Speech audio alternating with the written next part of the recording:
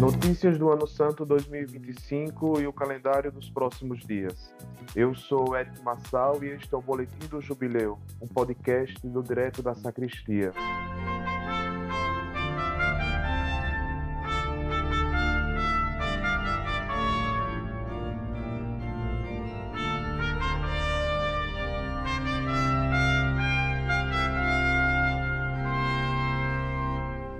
Hoje é 24 de janeiro de 2025. O Ano Santo completa um mês desde a sua abertura pelo Papa Francisco.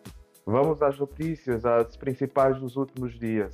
Mais de 500 mil de peregrinos atravessou a Porta Santa da Basílica de São Pedro. No passado dia 7, o Vaticano divulgou a primeira estatística. Nas primeiras 2 semanas do jubileu, exatas 545.532 pessoas haviam passado pela primeira das Portas Santas. A Cidade Eterna esteve lotada de peregrinos e turistas, principalmente porque milhões de pessoas viajaram durante as festas natalinas, que na cultura italiana vão até o dia 6 de janeiro. Mais de 500 mil, e contando, porque o jubileu está apenas no início. Normalmente por dia, cerca de 500 mil pessoas visitam a Basílica de São Pedro. Isso em dias comuns. No jubileu podem ser muito mais. Agora que o pesadelo da pandemia finalmente passou de vez, as pessoas voltam a viajar como antes. E isso pode fazer com que em Roma sejam mais movimentados os meses de janeiro e fevereiro, normalmente mais tranquilos por causa do inverno. Veremos isso nas próximas estatísticas jubilares. As Portas Santas do Jubileu são tradicionalmente 4. Uma em cada basílica maior. Aberta a primeira na noite de Natal passada, no dia 29, foi aberta a Porta Santa da Basílica do Latrão, Catedral de Roma. No primeiro dia do novo ano, foi aberta a da Basílica de Santa Maria Maior. Por fim, no dia 5, foi aberta a da Basílica de São Paulo fora dos muros. O rito em cada uma foi presidido não pelo Papa, mas por um legado pontifício, o cardeal arcipreste de cada basílica. Outras Portas Santas não existem porque não são previstas na bula papal de convocação jubilar e não foram permitidas pelo Vaticano, como claramente foi dito em comunicado em agosto passado.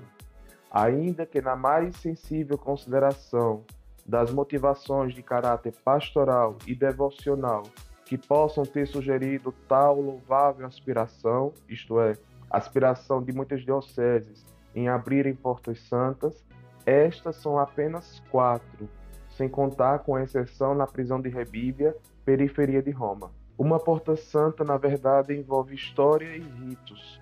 Quando no ano de 1300 começou a celebração do Jubileu Cristão, Roma era a única meta de peregrinação para os benefícios espirituais desse ano de graça.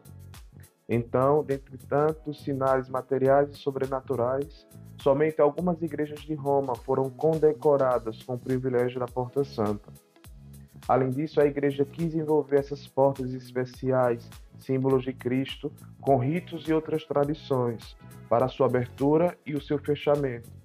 Sobre o que ainda queremos falar mais, porque é muito interessante e bem que vale um episódio dedicado ao tema. Porém, se Roma detém, digamos, o monopólio das Portas Santas, e para atravessá-las alguém obviamente precisa viajar até lá, as graças espirituais podem ser alcançadas por qualquer pessoa em qualquer lugar do mundo. Cuba libertará 553 prisioneiros. O presidente Miguel Díaz-Canel enviou uma carta ao Papa Francisco informando-lhe que perdoará centenas de condenados por vários crimes. Isto será possível graças à mediação da Igreja. Na sua bula de convocação do jubileu, o Papa desejou que os chefes das nações considerassem a graça da anistia. O fato é muito representativo porque um dos efeitos do jubileu é o perdão de crimes, em vista da conversão social dos culpados. Além disso, tal graça é prevista no sistema jurídico e cabe ao chefe de Estado concedê-lo ou não, atendendo a alguns requisitos legais. E agora vamos ao calendário dos principais eventos jubilares nos próximos dias. Este fim de semana, Jubileu do Mundo da Comunicação. No calendário geral do Jubileu, os grandes grupos estão divididos em temas como padres, irmandades, jovens, etc. De hoje até este domingo, os jornalistas e outros comunicadores celebram o seu jubileu, isto é, a sua peregrinação oficial a Roma. É o primeiro grande evento do Ano Santo, depois da sua abertura, com a presença de milhares de profissionais da comunicação social, desde os tradicionais e da imprensa escrita até os modernos e influentes no mundo digital. O Jubileu da Comunicação começa no dia de São Francisco de Sales, que é o padroeiro dos jornalistas. No início de 1600, no dificílimo contexto da Reforma Protestante na Suíça, ele usou a imprensa da época, com livros e folhetos, para difundir a doutrina entre os católicos, mas também para converter os calvinistas. O programa inclui encontros formativos, rito penitencial, audiência com o Papa Francisco, peregrinação à Porta Santa Vaticana e, concluindo, missa dominical presidida pelo Santo Padre. Amanhã, dia 25, festa da conversão de São Paulo Apóstolo. Cumprindo como a tradição, o Papa Francisco presidirá a celebração das segundas vésperas dessa festa na Basílica Ostiense.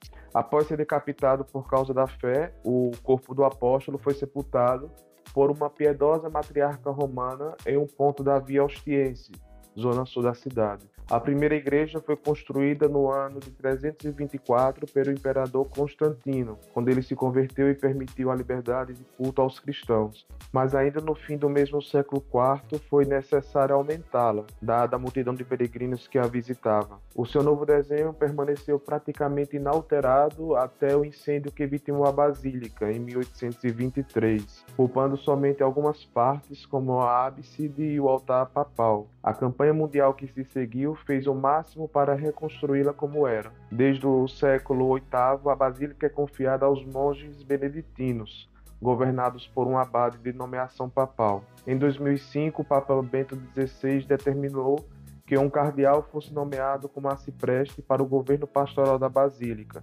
tal como acontece às outras 3 basílicas maiores. Embora ela se localize em território italiano, ela pertence ao Vaticano, e o Papa ali não é apenas o sumo pontífice, mas também o chefe de Estado. A Conversão de São Paulo é celebrada em 25 de janeiro porque, segundo São Jerônimo, nesse dia foi feita uma transladação das relíquias do apóstolo, possivelmente para a França, onde a festa originou-se. São Paulo é um dos poucos santos que tem a honra de ser celebrado na liturgia em mais de um dia, e não apenas o da sua morte, que comemoramos em 29 de junho, junto com São Pedro. Domingo, dia 26, o Papa instituirá 40 leitores.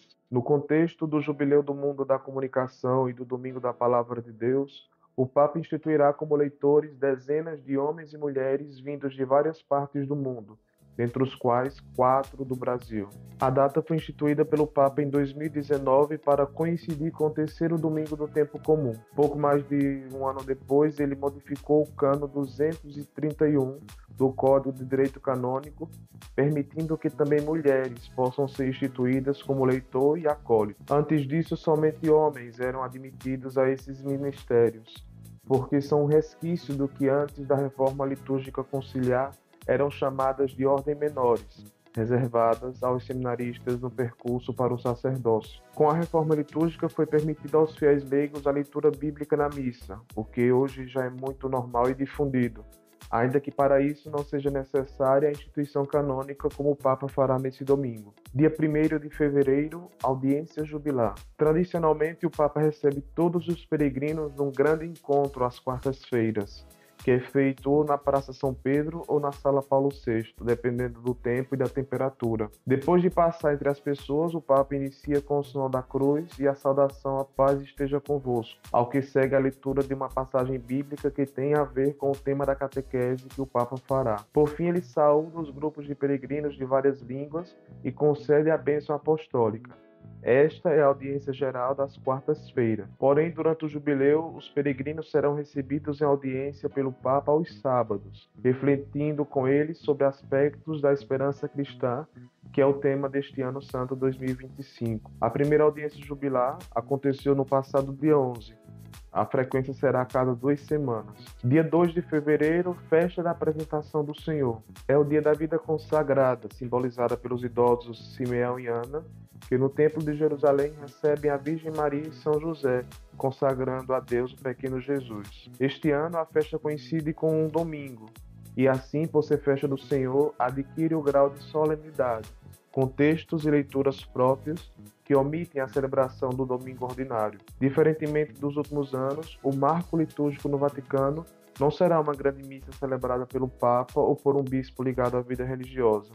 Não, o Papa presidirá as primeiras vésperas na tarde do sábado, dia 1º, celebração a qual ocorrerão certamente inúmeros consagrados, que também em Roma são milhares. No mundo existem mais de 1 milhão de mulheres consagradas, entre a clausura monástica, a vida apostólica e outras formas de vida evangélica. Por fim, o jubileu é celebrado a cada dia por inúmeros grupos de dioceses e paróquias, países e cidades, congregações e irmandades, oficiais ou não, com ritos litúrgicos e na espontaneidade da piedade pessoal, caminhando pela sagrada terra apostólica da cidade eterna e cruzando as suas portas santas, sinal de unidade do povo católico, que celebra este ano o Santo de Graça nos 4 cantos do orbe terrestre. Por ora ficamos por aqui. Até o próximo Boletim do Jubileu.